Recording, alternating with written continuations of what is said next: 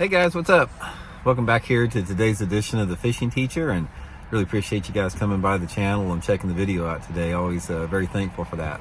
And guys, today I want to talk about how wind direction affects the bass biting, sort of what it does to fish, because based upon the direction of the wind and some other factors, it really sort of sets their mood and personality up a little bit, requires different techniques to catch the fish. So we're going to give you guys sort of a foundation little seminar on that today. Also, guys, a quick reminder that right now Tackle Warehouse has got a really good deal. They got a thing called Buy More, Save More on all their fishing tackle and gear on Tackle Warehouse.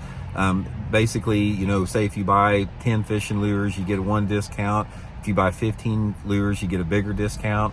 So I'll put my Tackle Warehouse link in the description of this video. If you guys use that link to get your tackle with that, it's a good way to support the channel, and it's a good way to get some discounts on tackle right now. So really appreciate that.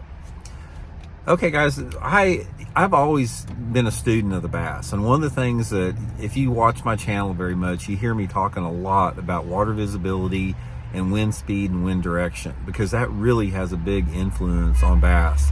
But I want to talk specifically about wind direction in today's video and sort of give you an overview of what it does to fish, because you've got a lot of different wind directions. You got south wind, west wind, north wind, east wind, southwest wind, southeast wind, northwest wind, northeast wind. You got a gamut of it, and every direction affects the bass a little bit differently. But the thing that goes with that also is that the wind direction also has a correlation with the time of the year and the water temperature. So when the wind switches, a lot of that, as far as how it affects the bass, has a lot to do with the water temperature, different times of the year, because it's all associated with cold fronts and different type of warm fronts and stationary fronts that affect fish differently. So in general, I'll say this first, and I want to go into a little bit about the specific direction.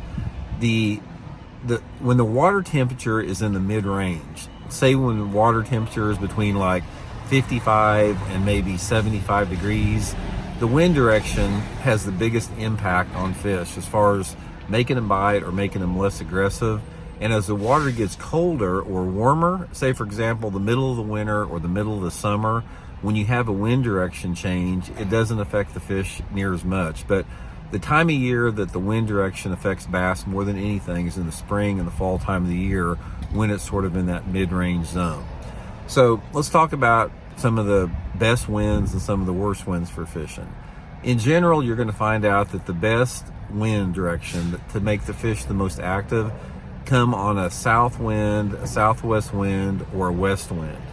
And normally the reason that is, it's usually a prefrontal condition. You have a stable or falling barometric pressure, and for whatever reason the fish get more aggressive during those conditions. Usually you got fluctuating light levels, you got a little bit more wind, it's a little bit warmer most of the time, and all those factors together, for whatever reason, it tends to activate the fish. So during those times when you have those conditions, fish for aggressive fish your moving baits, your power baits, but lures that require a little bit more of aggressive mode on the fish, crankbaits, topwaters, spinner baits, chatter baits, swim baits, really good under those conditions. Now, then what happens is you have a front that passes through. A lot of times that wind is going to switch to the north, the northwest, and sometimes to the east. You do get a lot of east winds back on the east coast coming off the ocean, but the general association, and there's always exceptions to the rule, but after a front passes through, you have a wind direction shift of up to 180 degrees, followed by usually rising barometric pressures, less density in the atmosphere.